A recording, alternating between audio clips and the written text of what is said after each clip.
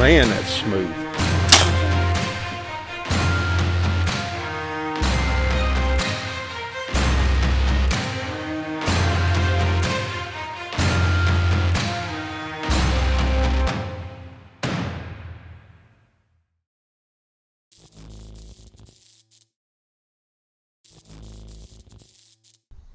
So Chris, we've been playing with the bows for the last couple of days. Fishing's been kind of rough, but everybody's been able to shoot their bow.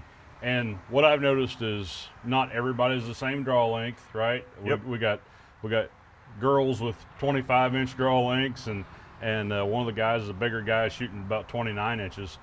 And it's cool to see the same bow being shot by everyone.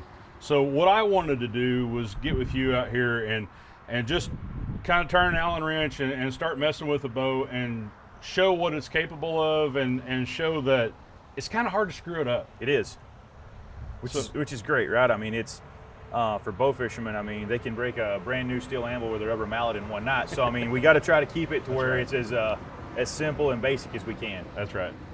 So once you get your draw stops set even, make sure both of those are even. It's pretty much picking a weight. And I have this bow maxed out. We got the limb bolts bottomed out, and I got a scale over here on the post. We'll just walk over, see what it makes, and then we'll start turning it down and talk about how the bow feels at lower poundage. Okay, sounds good.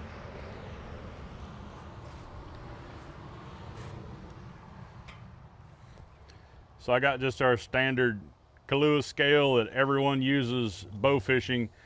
And you can see, just starting out, just a couple inches, we're already making 34 pounds, which explains how much preload's on these limbs.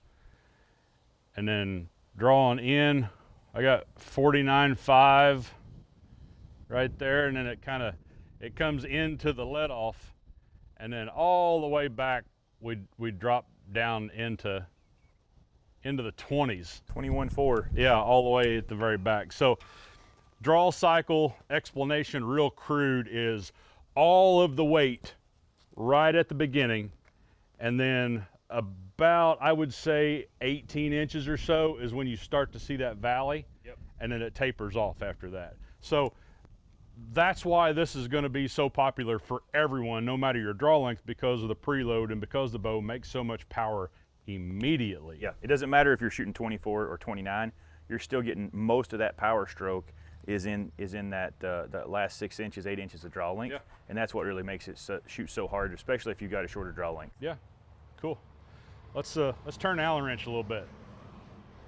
So how many turns would you like to begin with, sir? Let's go 3 turns. Okay. 1, That should put us 2, right in the mid 30s. 3. 1, 2, 3. All right, go right back to the scale.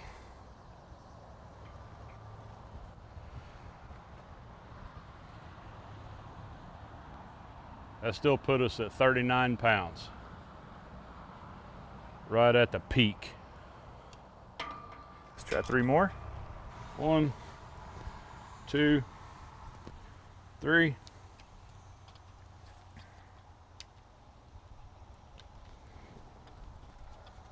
One, 2, 3. All right, so we're 6 turns out total. Go back to the scale. Now we are right at 29.5 pounds. But holding weight, look at that, 13. Well, the numbers guys are gonna love that. Uh-huh. So how many turns out can we go safely? We're at 6 now. I think we can go almost 10. Really? Yeah. All right. Well, I'll tell you what, let's just go 3 more and see how far we can actually get this down. So one of the nice things is this barrel nut here is actually hollow drilled, so you can actually tell. You can, if you can't see, you can stick one of your Allen wrenches in there, and you can see when you get your threads past the halfway point. That's about as far as you want to go, is when they get past that halfway point. Yeah, I can see the threads through there, no problem. So that's just a quick visual. 2, 3, and I can still see threads all the way across. I've not even got to the center part yet. So 1, 2, should be right around that 20-ish pounds mark there. 20-ish? Yeah.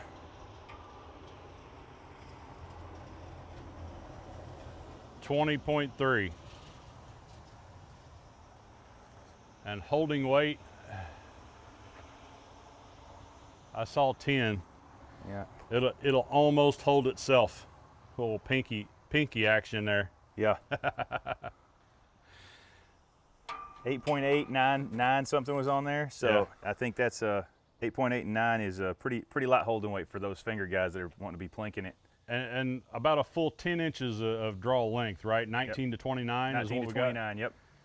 That fits everybody, man. Yeah, exactly. My 10-year-old, we can set it short enough for her, and it's not even all the way short. I mean, and it's going to be lightweight, right? So I mean, it's not too heavy for her to hold up either. So it's actually a really nice combination. So anybody from the biggest to the smallest is going to be able to shoot this bow.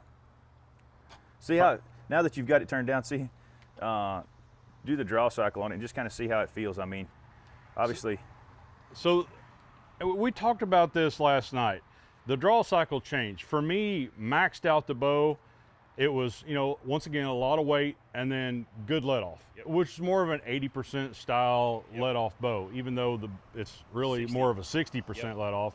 When you go down to lower pounds, it's really going to be able to be snapshot much better. a lot easier because there's less of a drop off in poundage. Let's shorten the draw length up now that we've got it on there. Let's go to its shortest draw, and just to kind of show what the draw cycle looks like. We've got it at, I'd say it's about what, 28-ish right now? Yeah. Somewhere around 28. Let's go down to right around that 18, 19-inch mark. Okay. And see where we go from there. There are tick marks on the cam here, and the outboard side, that's your shortest draw length. So we'll just go ahead and shorten this up if I find the right Allen wrench. Run it all the way back there, give it a little snug down. Flip this side over.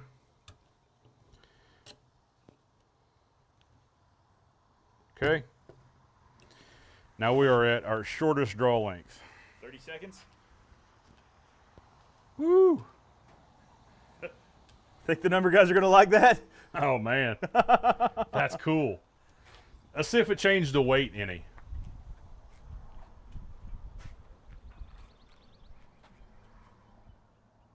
So we still want 20.5. Yep. And your holding weight's a little higher. the holding weight's a little higher because we didn't get all the way to the very back of the let off. So it's literally going to fit everyone if you take a couple hours to figure out exactly what you like. Yep. And it's situational.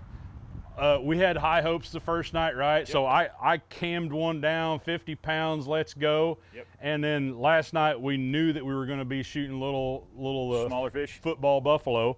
So I turned off 3 turns, set it back to 35 pounds, and was more of a snap shooting style. And I really liked that. So that's cool. Yeah, and like I said, just flexibility on the water. It doesn't take anything. You're not gonna, 2 turns on that, and they're not gonna fall out. They've got plenty of threads left after that. You don't have to take them too far. You can make your adjustments to your draw length. Yep. If somebody new's shooting with you, if you're like I said, you decide you're changing your style of shooting, poundage, length adjustment, everything's super easy. So one of the questions that we get for some reason is, can you dry fire it? Well, you never want to dry fire any bow, but when you're bow fishing, things happen. Arrows get knocked off, especially in the heat of the moment. You forget to press your button. You don't knock it in the right spot. Something happens. You knock your arrow off right as you're in a snap shoot. So many things can happen. So people want to know, is a bow going to stand up to this? So what better way than just to go ahead and, while we're out here testing it, let's just go ahead and do it and see what happens. I'm at 30.2 pounds. Okay. I'm going to stand behind the cameraman. So yeah, I'll just go out here.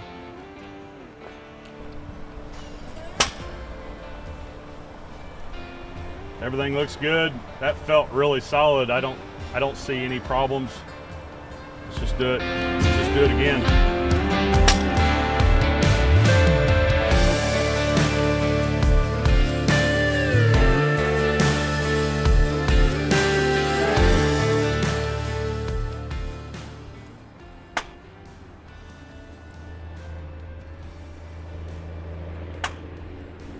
What's cool, Dustin, is when you're watching this, these cams just stop. They don't, you know, a cam bow, they're gonna over rotate, things like that. The levers, they wanna slap. They wanna slap when they go down. This thing, it looks like it just stops dead. You don't see any movement at all from this. The only thing we're hearing is a little bit of the vibration from the reel itself. Well, the biggest damage point when you're doing something like this is right in here in the base of the limb cap. So.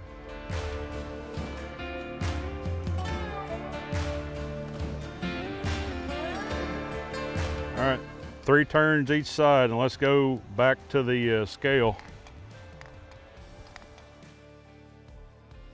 39.9, I'd say that's right at 40 pounds.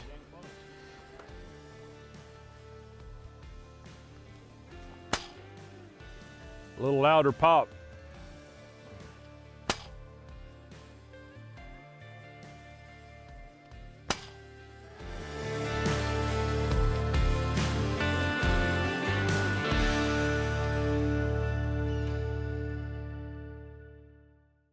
Really, by removing that weight, you're putting more vibration into the riser now because it's less mass. Yep. So it's going to be even more torture on it, and we'll be able to hear a little bit more of the actual bow itself and what it sounds like versus the reel or the reel seat vibrating. Let's give it a shot. All right.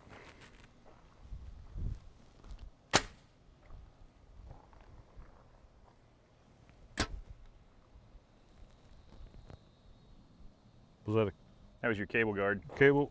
Yeah, one of the cables popped out, I think. We got a little bit of a fray right there. That was the only thing I see. I think it popped back in when I went to Yeah, draw. when you went to draw it, it popped it back in. So the cable guard come all the way up here and stuck. Oh, yep. So we'll do one more here at 40. And I bet this will stick and it will. Yep. Yes, it did stick. Okay.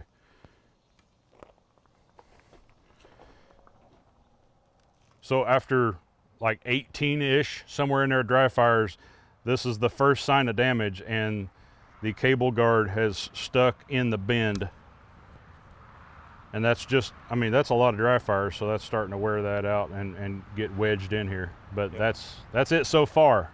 Do we do 3 or 4 at 40 pounds? I did 2, and then we took the 10 at 30. 10 at 30. 5 at 40. 5 at 40. Yep. So I got a few turns left. Might as well max her out and see what she does. We ain't damaged nothing yet. Well, Chris, I'm impressed. We did 10 at 30 pounds and 5 shots at 40 pounds, and 3 of those was without any mass on here to kind of absorb that vibration.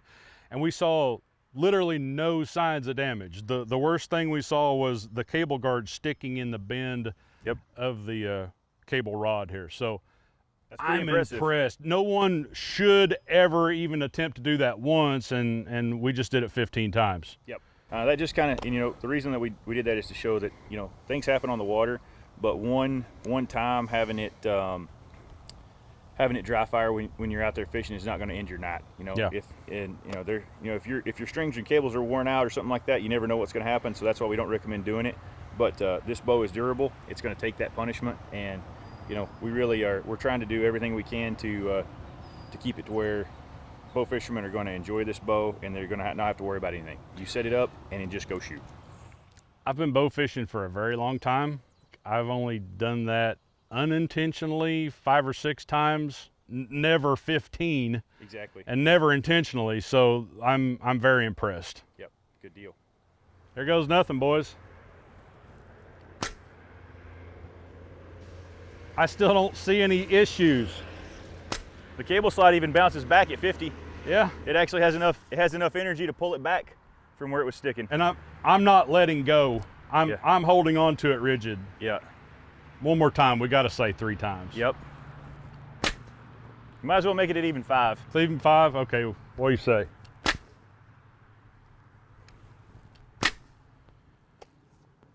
That's crazy. We just dry fired this 20 times. From 30 pounds? From 30 pounds to 50. And I don't see any visible signs of even wear. With this particular design, and we haven't really talked about it, but if you look at the way the limb design is here, it's got this groove that's going to help keep that centered. but it really doesn't matter what your hand's doing. It's automatically going to pull that right back into that channel every time you shoot it. So that's one of the big problems with a lot of wheel bows, is that with that cam, if you get somebody that's inexperienced and they start to torque that wrist as they're shooting, it's going to derail that bow. Yeah. And then you got to put it back together, right? If you can put it back together, if you can find all the parts. Right. That's something you don't have to worry about with this, but you still get that feel of like the cam bow, because it has that draw cycle is somewhat like a cam bow when you first start to draw it back, and then it turns into like that lever feel. Yeah. When you get towards the back of the draw cycle. It's different than anything else I've ever seen, for sure. You take care of this thing, it's going to take care of you for a long time. Wax your string, make sure that your draw stops are even. Occasionally look at the gaps right here and make sure that they're even. And it's going to take care of you. This is impressive. Well, we're glad that we've been able to get here and put it through some of the paces, and we're really excited to see what fish it's going to shoot next year when it gets out on the market. Hopefully we can get out and shoot something tonight. But sounds good.